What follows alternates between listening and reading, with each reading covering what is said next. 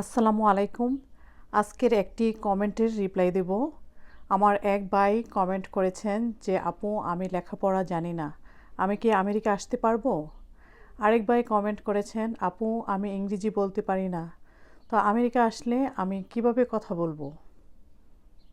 প্রথম কমেন্টের উত্তরে বলতে চাই, আমেরিকা আসলে একটু লেখাপড়া জানা থাকলে এটি আপনার জন্য ভালো।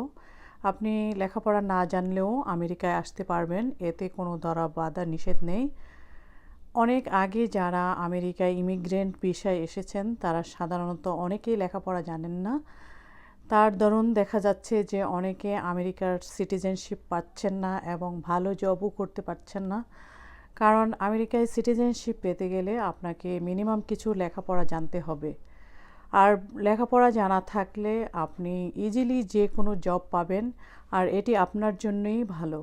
তো যখন আমেরিকা আসবেন আপনারা একটু হলেও লেখাপড়া জেনে শুনে আসবেন, এটি আপনার জন্য অনেক ভালো হবে। দ্বিতীয় কমেন্টের উত্তরে বলতে চাই, আমেরিকা হলো এমন একটা দেশ, এখানে সকল ভাষাই কথা বলা যায়। শুধু যে ইংরেজি জানতে হবে এমন কোনো ধরা বাঁধা নিয়ম নেই। ইংরেজি হলো একটি ইন্টারন্যাশনাল ল্যাঙ্গুয়েজ, এটি জানা সবারই প্রযোজ্য।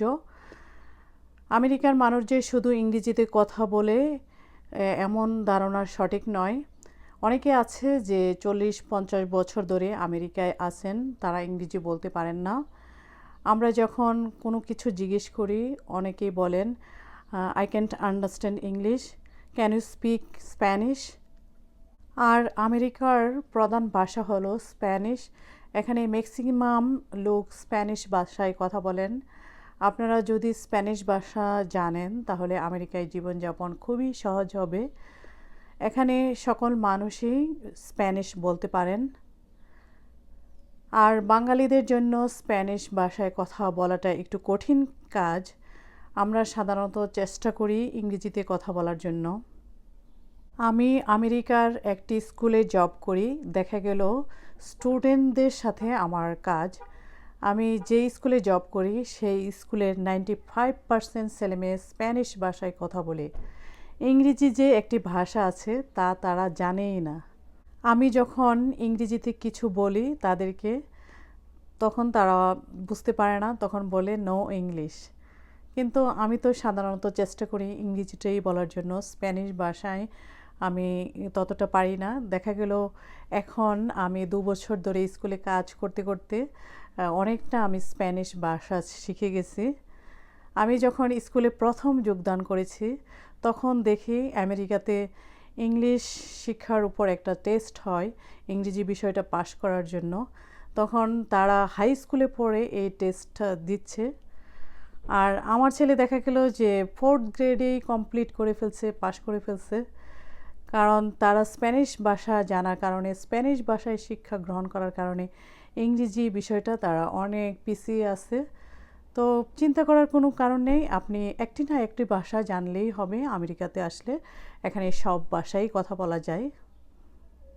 সো ভিউয়ার্স, আমি আমেরিকাতে থাকি, দেখি যে এখানে প্রায় 8টি ভাষার মতো প্রচলন আছে।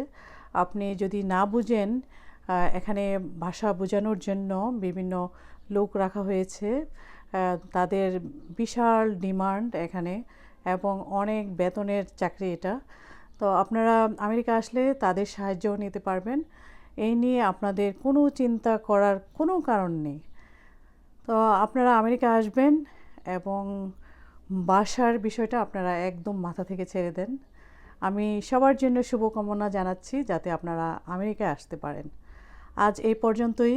ভিডিওটি ভালো লাগলে আপনারা সবাই শেয়ার করবেন সবার মাঝে, যাতে আমার কথাগুলো সবাই শুনতে পারে, জানতে পারে, বুঝতে পারে। আজ এই পর্যন্তই। আল্লাহ হাফেজ।